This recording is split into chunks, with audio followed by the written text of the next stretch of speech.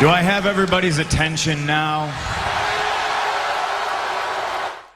C'est encore catch attrape, la chaîne on parle catch. Aujourd'hui review de WrestleMania Backlash présenté par Army of the Dead qui s'est fait dans la nuit de dimanche à lundi.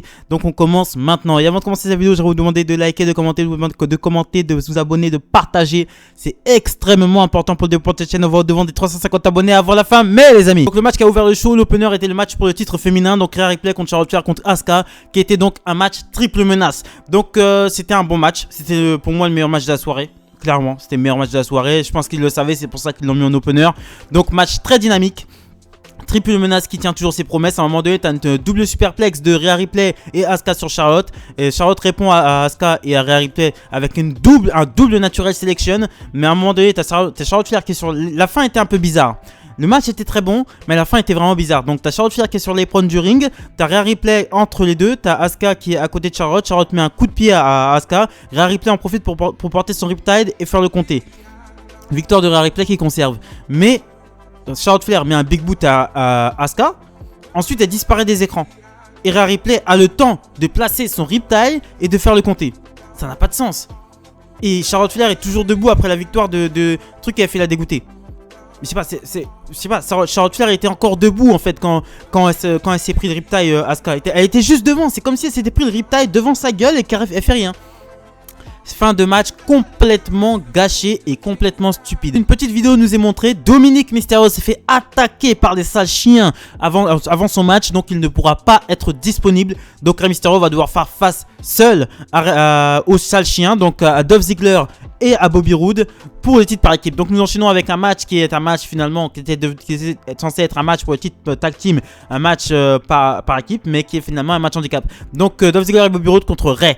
Donc Rey Mysterio commence le match en mode solo, il est handicapé bien entendu. T'as les Dirty Dogs qui travaillent sur la jambe gauche de Rey Mysterio. Mais à un moment donné, pendant le match, t'as Dominic qui fait son entrée. Mais Dominic qui est un peu diminué parce qu'il s'est fait attaquer par les Dirty Dogs en amont. Donc Rey Mysterio hésite à faire le tag à son fils parce que son fils est blessé, mais il le fait quand même. À la fin du match, t'as Rey Mysterio qui réussit à placer un 619 sur Bobby Roode. Et ensuite il fait le tag à Dominic et Dominic fait un frog splash pour la victoire. Un beau frog splash.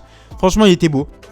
Très bien porté, il était bien en horizontal et tout, c'était bien porté, il a bien pris de la hauteur, c'était pas Montesford mais il a vraiment bien pris de la hauteur. Donc c'est une victoire de Dominic et Rey Mysterio qui deviennent champions par équipe, père et fils, et qui écrivent l'histoire. Rey Mysterio, je vais en dire un mot, j'adore Rey Mysterio. J'adore Rey Mysterio, c'est le meilleur luchador de tous les temps, il le prouve encore une fois tout le temps. Il est, je sais pas, il a le truc sur le ring, c'est toujours Rey Mysterio, c'est la propreté. Sur le ring, c'est toujours propre, ses moves sont toujours propres, c'est un dieu, c'est un dieu. Dominic, son fils, n'aura pas la carrière de Rey Mysterio. Je préfère être honnête, je préfère vous le dire directement, il n'aura pas la carrière à Rey Mysterio. Il est pas assez, il a pas le truc, ça se voit que c'est un gamin, il a toujours su qu'il allait être catcheur. Il a jamais fait aucun effort et il sait que là, il est là, voilà, tu vois ce que je veux dire. Mais il ne sera jamais son père. Il n'égalera jamais son père. Ça, c'est signé. Il n'égalera jamais Rey Mysterio. On enchaîne ensuite avec un segment backstage. T'as une porte, on voit une porte qui s'ouvre avec écrit Lumberjack, donc les bûcherons. Et ensuite, on voit les zombies sortir. Et là, j'ai fait, ils vont pas faire ça. Ils vont pas faire ça. Parce que Army of the Dead, en fait, pour la faire courte, Army of the Dead, c'est un film de Zack Snyder qui va sortir sur Netflix. C'est le premier film de Zack Snyder sur Netflix. Donc c'est quand même quelque chose. Hein. C'est Zack Snyder qui est le réalisateur de Batman vs Superman, etc., de 300, etc. Et là, il fait son premier film sur Netflix, Army of the Dead, et Batista, il a le premier rôle. Et donc, la WWE sponsorise le match. Donc, voilà, je me suis dit, ils vont pas faire ça. On enchaîne ensuite avec Jimmy Uso qui rentre dans le vestiaire de Roman Reigns. Jimmy Uso qui rentre dans le vestiaire de Roman Reigns, il est rejoint par son frère Jay. Il essaie de faire comprendre à son frère qu'il faut qu'ils refassent équipe ensemble. Ils sont coupés par Roman Reigns et Jimmy Uso qui souhaitent bonne chance à Roman Reigns et qui quittent le locker room. On enchaîne ensuite avec le Lumberjack match. Et là, j'aimerais faire une petite dédicace à Baba Yassine, excusez-moi, parce que en fait, j'avais fait ma vidéo pronostic de Backlash, WrestleMania Backlash, et j'avais dit que c'était un match Steel Cage, alors que et lui il m'a rectifié dans les commentaires et il m'a dit que c'était un match des bûcherons. Donc merci Yacine. Donc Damien Priest contre John Morrison contre le Miz accompagné de John Morrison. Donc des zombies commencent à, John Morrison et le Miz font leur entrée, Damien Priest aussi, et ensuite on commence à voir des zombies. Et là j'ai fait c'est pas possible. On peut présenter un film sans, c'est pas possible. Et ensuite c'est un match promo en fait. C'est un match promo, je vais même pas vous expliquer la fin. En fait, le Miz essaie de fuir, à un moment donné, Damien Price le chope, c'est que ça. À un moment donné, le Miz et Damien Price sortent du ring tous les deux, ils se battent ensemble contre les zombies. À un moment donné aussi, t'as John Morrison qui revient parce que John Morrison avait fui avant, avait réussi à se barrer avant. Donc il revient pour aider le Miz. Ensuite, il commence à se battre contre les zombies et ensuite il se fait choper par des zombies. Et la fin du match, c'est le Miz qui se prend un Hit the Light par Damien Price pour la victoire. Et ensuite, t'as Damien Price, t'as tous les zombies qui sont autour du ring qui veulent monter sur le ring. Damien Price monte sur la troisième corde pour se barrer. Et donc les zombies viennent bouffer le Miz. Le match est fini comme ça. Et c'était nul. C'était nul. Les gars, je sais pas vous expliquer, je peux pas vous dire plus. C'était pourri. On est avec Jey Uso qui va voir son frère et qui essaye de lui expliquer tout ce que Roman Reigns a fait de bien pour eux. Jimmy lui dit qu'il veut qu'il soit dans son coin de ring plutôt que dans celui de Reigns. Il dit que peut-être qu'à la porte du vestiaire de Roman Reigns, il n'y a pas écrit Roman Reigns, mais il y a écrit Roman Reigns et sa salope. Donc on enchaîne ensuite avec un match pour le titre féminin. Donc Bayley contre Bianca Belair. Donc Bayley s'est rasé l'arrière du crâne et elle a marqué Belle loser. Donc Belair perdante en gros. Donc bon, c'était pas mal sur le ring, c'était vraiment pas mal, mais c'est dommage qu'il n'y ait pas d'enjeu. C'était vraiment dommage qu'il n'y ait pas d'enjeu. À un moment donné, bon, t'as Bayley qui fait son Bayley to Bayley. À un moment donné, elle veut placer son finisher, le Rose Plant, là. Vous savez, quand elle prend le bras de la personne, elle la cale contre sa jambe et elle fait une sorte de mouvement qui fait écraser la tête de l'adversaire contre le sol. Mais en fait, quand elle essaie de faire écraser la tête de Bianca Belair sur le sol, Bianca Belair roule, se met à rouler, donc Bayley tombe aussi. Et ensuite, elle réussit à faire à bloquer dans un roll-up Bayley pour la victoire. Donc Bianca Belair qui conserve son titre de SmackDown pour sa première défense. Nous enchaînons ensuite avec le match pour le titre de la WWE qui était aussi un match triple menace entre Bobby Lashley, Drew McIntyre et Braun Strowman. Donc t'as Drew McIntyre au début qui est obligé de s'allier à Bobby Lashley au début du match. À un moment donné, t'as Braun Strowman qui fait un sweat-on de l'apron sur Bobby Lashley et Drew McIntyre. À un moment donné, t'as Drew McIntyre et Bobby Lashley qui se battent sur le stage. Mais à un moment donné, t'as Drew McIntyre qui chope Lashley et qui l'envoie dans le décor, ce qui le fait disparaître pendant un petit moment. Donc Drew McIntyre se retrouve seul avec Braun Strowman. T'as Braun Strowman qui tente un Strowman Express sur Drew McIntyre, mais Drew McIntyre le chope et contre en Bayley to Bayley. À un moment donné, t'as Braun Strowman qui essaye contre le Claymore Kick, c'était un très beau contre. Il contre le Claymore Kick en powerbomb, donc il powerbomb Drew McIntyre sur la table des commentateurs. À un moment donné, t'as Drew McIntyre aussi qui réussit à porter son Claymore Kick. Et au moment où il avait fait le compter, t'as Bobby Lashley qui arrive, qui dégage Drew McIntyre et qui place un spear pour la victoire.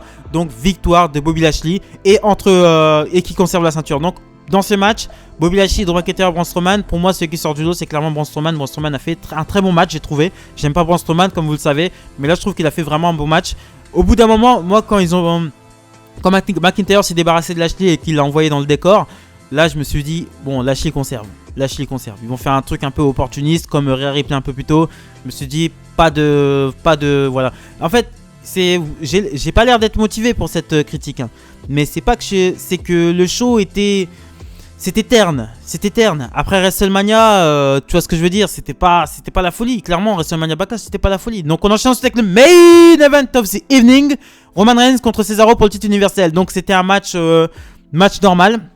Ça fait plaisir de voir Roman Reigns dans un match normal. Donc c'était un match très compétitif. Franchement, c'était un match très compétitif. À un moment donné, t'as Roman Reigns qui fait un très très bon travail sur l'épaule droite de Cesaro. Donc Cesaro qui est complètement handicapé parce que vous savez très bien que Cesaro, ses bras, c'est très important pour porter ses manchettes, porter son swim. À un moment donné, t'as Cesaro qui se dégage d'un Superman Punch à la volée de Roman Reigns. T'as Cesaro aussi qui réussit à se sortir de la guillotine. Mais t'as Roman Reigns aussi qui...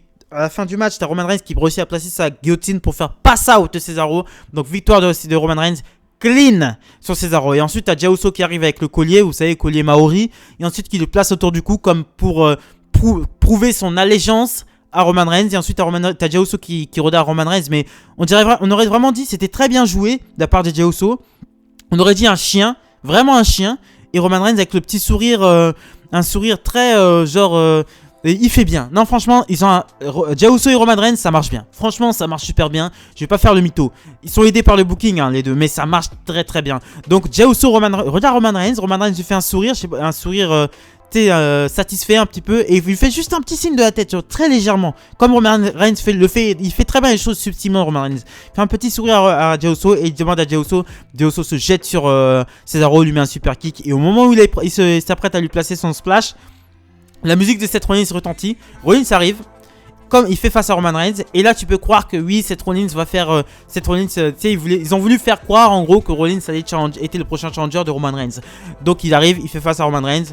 Ensuite, il fait un gros sourire à Roman Reigns. Il se jette sur Cesaro. Il dégomme Cesaro. Il lui donne des coups de chaise. Il lui coince la chaise sur le bras. Il lui explose le bras avec la chaise coincée comme si c'était une pince sur le poteau de coin de ring. Et ensuite, il lui passe un curb stomp pour finir le show. Le face à face entre Roman. J'aime beaucoup Roman Reigns. J'aime beaucoup de Roman Reigns parce qu'il s'en bat les couilles. Il s'en bat vraiment les couilles. Il s'en bat les couilles. Il a un degré de je m'en bats les couilles. Je m'en bats les couillisme. C'est un truc de ouf. Quand Seth Rollins est arrivé, entre Seth Rollins et Roman Reigns, il y a une histoire. On sait tous, il y a une plus grosse histoire entre Seth Rollins et Roman Reigns qu'entre Jey Uso et Roman Reigns sur le papier à la WWE.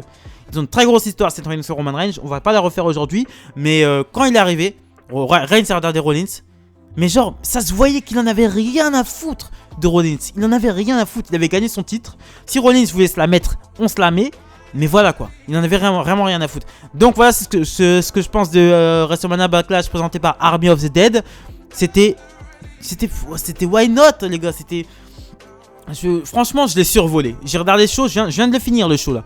Je l'ai survolé, c'était pas ouf hein. Franchement il y avait pas, il y a rien, tu vois, il y a pas eu, par Mysterio et Dominique qui deviennent champions par équipe. Franchement, Roman Reigns bat Cesaro clean, donc voilà. Donc je pense que Roman Reigns aura droit à un nouveau challenger vendredi. Donc voilà, après c'est pas le meilleur match de la soirée pour moi, c'était l'opener entre les filles, Rhea Ripley contre Charlotte Flair contre Asuka et puis voilà. Hein. Voilà, donc c'est ce que je pensais de WrestleMania Backlash. Abonnez-vous, likez, commentez, partagez, extrêmement important pour développer la chaîne. On va demander 350 abonnés avant la fin, mais les amis.